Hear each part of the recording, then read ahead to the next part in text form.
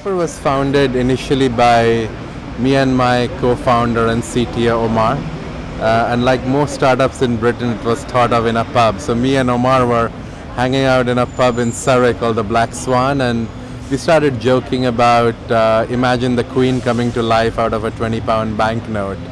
And a few weeks later, Omar showed me the first demo, except the Queen didn't come to life, but he replaced the Queen's face with my face. And it remained an internal joke till like 3-4 months from 2010 into beginning of 2011.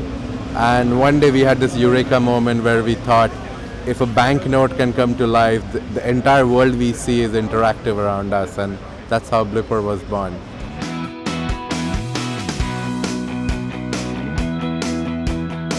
I've been an entrepreneur for the last 15 years. I mean, as a teenager, I did my first startup out of India, and that business went public when I was 20 years old. And since then, I've been involved in pretty much 3 or 4 startups, had few failures, had few successes, and really excited about this gig and really hope to make it big this time.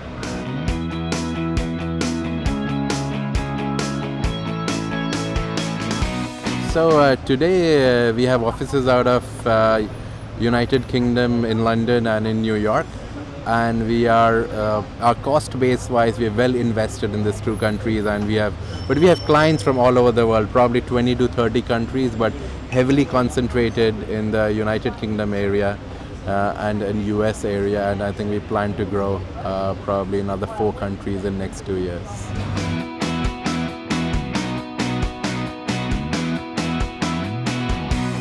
So we worked with pretty much top 200 to 300 clients in terms of brands in the whole world. I mean, from Cadbury's to Nike to Unilever to P&G to Warner Brothers to ESPN to, from Keisha to Justin Bieber.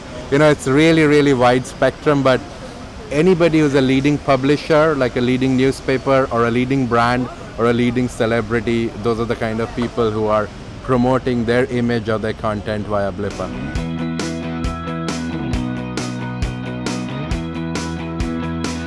We've got almost 3 million users on Blippar now, and massively concentrated around UK and London area. Besides that, it's in US. So it's a global app, and when you switch on the app, it pretty much starts showing you orange dots, which the user experience is trying to look for something.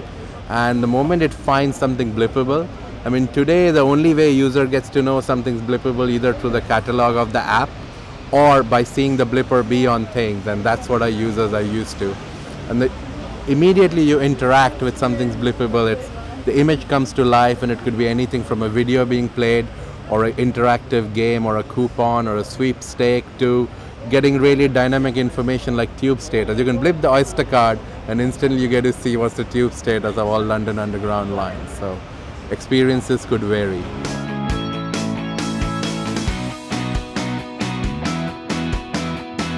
I mean, the biggest challenge we had is what we're trying to build is quite revolutionary. It's never been done.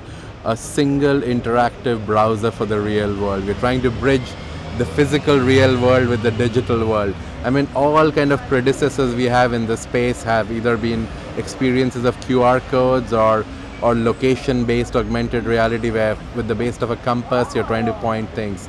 But this is recognizing 3D objects or flat surfaces in real world and giving people content based on where they are. It's a big behavior challenge, and I think we're overcoming that pretty well by support of our media partners and support of our brands, where we constantly try to educate the user how to blip. And it's as simple as point your phone and it's going to work, but it's still been our biggest challenge.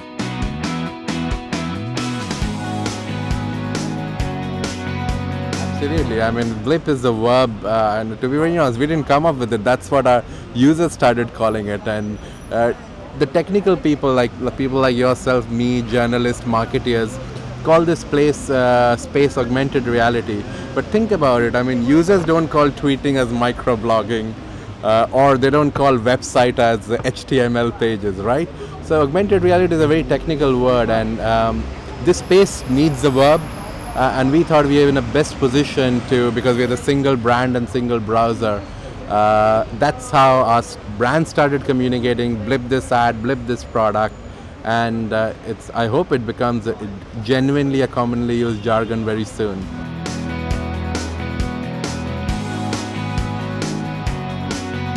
It's very ambitious, but we are very sure and very proud of it, and we are working towards it.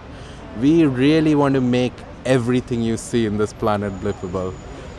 Whether it's done by smart technology, whether it's done by users, whether it's done by brands, doesn't matter. We will give users a platform where the world 5 to 7 years from now, anything you point at, you'll get information. We believe we are heading towards the phase in technology and human behavior where typing texts isn't enough to get information. You want things to give you information by pointing at it, and I think things like Google Glass or any other kind of wearable computing is taking us towards that phase in technology, and we're quite excited, and I think we're ready for it.